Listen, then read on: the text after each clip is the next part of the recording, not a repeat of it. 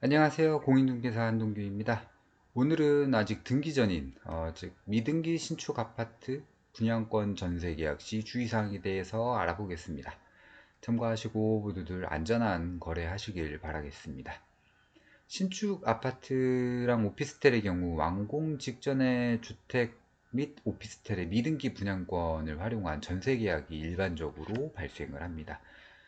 입주장이라고들 보통 하죠. 이런 신축 아파트 및 오피스텔에는 이제 처음에는 시행사의 소유권 보존 등기가 등록이 되어 있고요. 이후 임대차 계약을 통해서 분양받는 사람, 수분양자에게 소유권이 이전이 됩니다.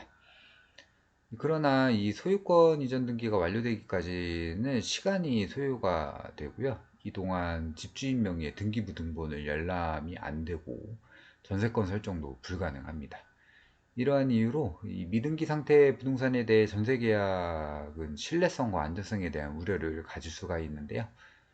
일단 미등기 전세 계약 시 주의사항 첫 번째로는 분양 계획서를 확인하시는 겁니다. 분양권 상태에서 이 전세 계약을 체결하려면 일단 제일 먼저 해야 될 게 분양계약서 원본을 꼭 확인하시길 바라겠습니다. 이 분양계약자와 임대인이 동일한지도 꼭 확인하셔야 되고요.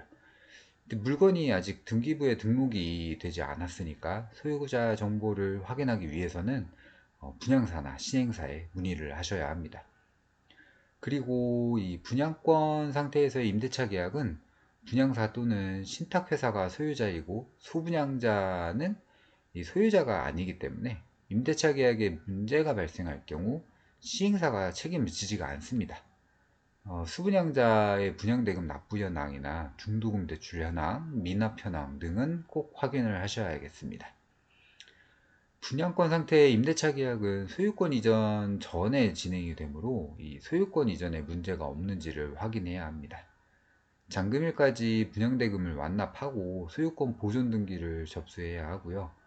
전세계약 전에 전세대출을 고려하시는 경우에는 은행을 꼭 방문하셔서 이 분양권 상태에서의 전세계약 대출이 가능한지 확인을 하셔야 됩니다. 신탁 등기나 사용 승인 이후에 미분양 상태가 1년 이상 지났을 경우에는 대출이 어려울 수 있으니 은행 상담이 꼭 필요하겠습니다. 미등기 건물을 전세할 때는 이 특약 조항 몇 가지를 넣으면 좋은데요. 이 특약 사항에는 분양대금 납부 조건이랑 소유권 이전 등기 신청 조건을 명확하게 기재하시기를 추천드립니다.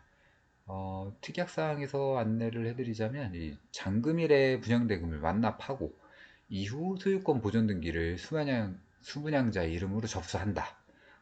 임대인과 관련하여 소유권 보존 및 이전 등기에 어떠한 문제가 발생한다면 이 전세 계약은 무효이며 임대인은 받은 계약금과 보증금을 즉시 임차인에게 반환하고 임차인이 손해를 입은 경우 손해배상에 대한 책임을 져야 한다. 그리고 전세 보증금을 송금할 때는 반드시 계약 당사자인 수분양자 명의의 계좌로 송금을 해야 합니다. 대리인과의 계약인 경우에도 임대인의 계좌로 꼭 송금을 하셔야 됩니다. 대리인과 계약을 하실 경우에는 그 위임장, 인감증명서, 신분증 꼭 확인하셔야 되고요. 계약 당일날 임대인과 화상통화 같은 거를 통해서 대리인의 신분을 확인하는 것이 안전하겠습니다.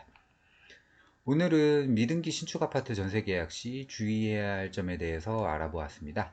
이 미등기 상태에서의 계약은 주로 이 분양권을 활용한 전세 계약으로 이루어지며 이로 인해 거래상의 우려와 주의가 필요한 경우가 많습니다. 그러나 공인중개사가 전문적으로 중개 역할을 수행하면서 관련된 사항들을 철저히 검토하고 안내한다면 미등기 신축 아파트 전세 계약도 안전하게 진행하실 수 있겠습니다.